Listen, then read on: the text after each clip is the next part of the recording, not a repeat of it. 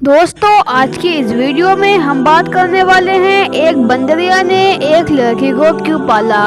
तो अस्सलामु अलैकुम दोस्तों, वरहमतुल्लाहि ताला वबरकातुहू। तो दोस्तों, एक गरीब किसान था और उसकी पहले से एक बीवी थी।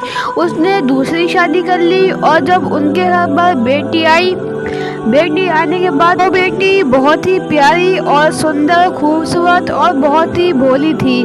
वो जो किसान था वो अपनी पहली बीवी को तो भूलने लगा था और दूसरी बीवी से बहुत ज़्यादा प्यार करने लगा और उसकी बेटी भी हल्के हल्के बड़ी होने लगी। बेटी पैर पाँव नहीं चल पाती थी, हल्का फुल्का चल लेती थी, पर जो दूसरी उसकी पहली बीवी थी उसे ये सहन नहीं होता था। वो अपनी दूसरी वाली जो उसकी बीवी थी उससे बहुत ज़्यादा जलती थी।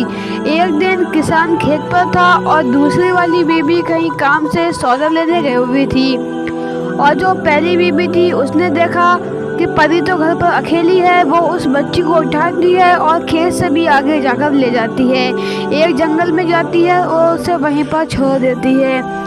जंगल में जब वो लड़की पहुंच जाती है, जब जरा सी बच्ची बहुत सारा झटपटाती है, रोती है और जैसे भी उससे बोल मिलता है वो अपने बाबा को पुकारती है, लेकिन वहाँ पे कोई नहीं आता है। उस लड़की के बहुत सारा चोट भी लग जाती है। इधर उधर जब वो जाती है हल्के फुल्के कैसे भी वो गिरती है, चोट भी लग जाती है और वो बहुत ज़्यादा रोने लगती है। ऐसी रोते रोते रात हो जाती है और वो सो जाती है।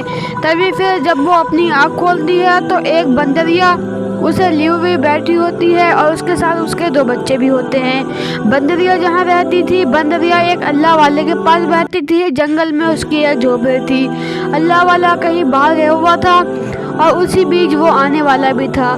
जैसे ही अल्लाह वाला आता है और देखता है ये बंदरिया एक बच्चे को लिए बैठी है, कि कौन बच्चा है, तभी फिर बंदरिया से अल्लाह वाला बच्चे को लेता है और झोपड़ी में चला जाता है। उससे पूछता है तुम कौन हो, लेकिन उसे तो ज़रा सा भी पता नहीं होता है मैं कौन हूँ, उसे बोलना ही नहीं आता है। तो जो वो अल्लाह वाला था वो उसे बंदरिया को भी देने नहीं देता है और अपने पास ही उसे रख लेता है।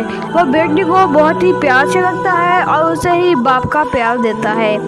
बेटी धीरे धीरे बड़ी हो जाती है और जब वो बड़ी हो जाती है वो उसे काम करना, घर के काम करना सब कुछ सिखा देता है और बेटी को भी यही पता होता है यही मेरे पापा हैं, यही मेरे वालिद हैं। तभी फिर उसी अल्लाह वाले को किसी काम से दूसरे गांव फिर जाना पड़ता है। वो अपनी बेटी से कहता है ये बीचा बीच जंगल है, तुम्हारे जितनी भी ज़रूरत की काम थी वो सब मैंने ला कर रख दी है, यहाँ पर पहले से हर चीज़ मौजूद है, आप यहाँ से बाहर मत निकलना और घर से ज़्यादा दूर भी नहीं जाना।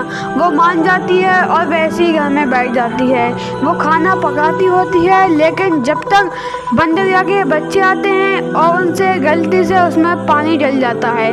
बंदरिया के बच्चों को भी बहुत अफसोस होता है, ज़ैनब को भी बहुत अफसोस होता है, क्योंकि ज़ैनब को तो आग जलाना आती ही नहीं थी और किसी को भी आग जलाना नहीं आती है। ज़ैनब थोड़ी सी आसपास में तलाश के लिए निकल जाती है और एक जगह दूर उसे झोपड़ी दिखती है। वो झोपड़ी एक दानव की थी। वहाँ पर एक माँ थी जो कि इंसान का मांस खाते थे, जंगली जानवरों का मांस नहीं खाते थे, वो वैसे ही ज़्यादा मांस खाते थे। तभी फिर वो बढ़िया सोचने लगती है ये लड़की शिकार हमारे पास खुद चल कर आ रहा है, अगर मेरा बेटा घर पर होता तो वो उसे ऐसे ही जाने नहीं देता। तभी फिर वो सोचती है जब तक मेरा बेटा नहीं आ रहा है जब तक इसे बातों में फांस लेती हूँ। वो पूछती है बेटी कैसे आ रही हो और कहाँ से आ रही हो। बेटी सारा माजरा उन्हें बताती है तो वो बोलिया कहती है देखो मैं तुम्हारा आगे तो दे दूँगी तुम्हें, लेकिन तुम्हें भी मेरा एक काम करना पड़ेगा।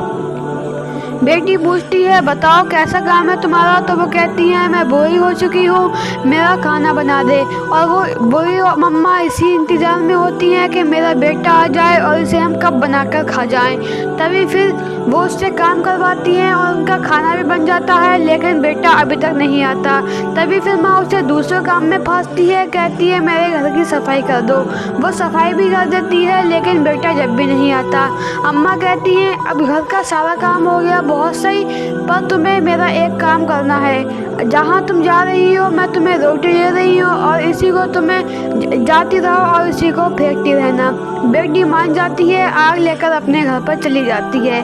तभी फिर थोड़ी देर के बाद उसका लड़का जब गोरी अम्मा के घर पर आता है तो वो उससे खिसियाती है, चिल्लाती है, कहती है तू कहाँ था, बहुत ही खूबसूरत लड़की अपने यहाँ आई थी, उसे बनाते खाते, अगर उसको बुलाना है, अगर मुझे खुश करना है तो इस रास्ते पर जा, जहाँ जहाँ ये रोटी बनी हुई है इस रास्ते पर जा और उसे पकड़ के ला।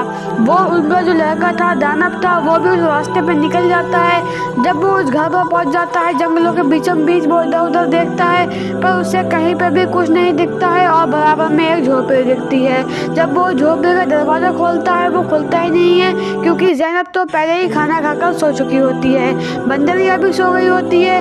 तभी फिर वो बहुत ही झटपटाता है, लेकिन गेट जब भी नहीं खुलता, क्योंकि गेट जो था वो गेट उसका जो था वो लोहे से बना हुआ था। वो बहुत ही झटपटाता है और उसकी उंगली भी उसी में फंस जाती है। ज़ैनब को जब भी कोई सी भी हलचल महसूस नहीं होती है और जो दानव होता है वो वहाँ से चला जाता है। ज़ैनब सुबह को उठती है और देखती है आसपास पता नहीं क्या है। जैसे ही वो गेट खोलती है उस दानव का नाखून उसके हाथ में लग जाता है। बंदर और बंदरिया के दोनों बच्चे बहुत ही कोशिश करते हैं उस लड़की को उठाने की, लेकिन वो तो उठ ही नहीं रही थी, उसे पता नहीं क्या हो गया था, वो बेहोश ही हो गई थी। उसी बीच राजा के सेनापति और राजा जितने भी राजा महाराजा उस जंगल में सफ़र करते हैं, ऐसे ही एक राजा शिकार के दौरान आए हुए होते हैं। वो देखते हैं ये झोपड़ी बीच है यहाँ पर जंगल के और इस पे खून खून सा भी दिख रहा है, जाओ और इसे देख कर आओ। एक सेनापति अंदर जाता है और देख कर आता है और सारा माजरा उन्हें बताता है। जब वो बताता है वो अंदर जाते हैं, लड़की को देखते हैं और हाथ देखते हैं उसका, तो उसकी धड़कनें चलती होती हैं, नसें चलती होती हैं। तभी फिर उसके दूसरे वाले हाथ पर जब उनकी नज़र जाती है तो उसका नाखून चुभा हुआ होता है। वो उस नाखून को निकालते हैं, तभी लड़की होश में आती है और उठकर बैठ जाती है। लड़की हैरान हो जाती है ये लोग कौन हैं और मेरे आसपास क्या कर रहे हैं। तभी फिर वो राजकुमार बताता है मैं राजकुमार हूँ और तुम्हारा ऐसे बेहोश हो गई थी तो मैंने तुम्हें सही करा है, और क्या तुम मुझसे शादी करना चाहोगी और मैं तुम्हारी इन बंदर और बंदरिया का भी ख्याल रखूँगा। वो लड़की भी मान जाती है और उनके साथ चली जाती है। तभी फिर दोस्तों उनकी वहीं पर शादी हो जाती है और फिर दोस्तों वो सब हंसी खुशी रहने लगते हैं।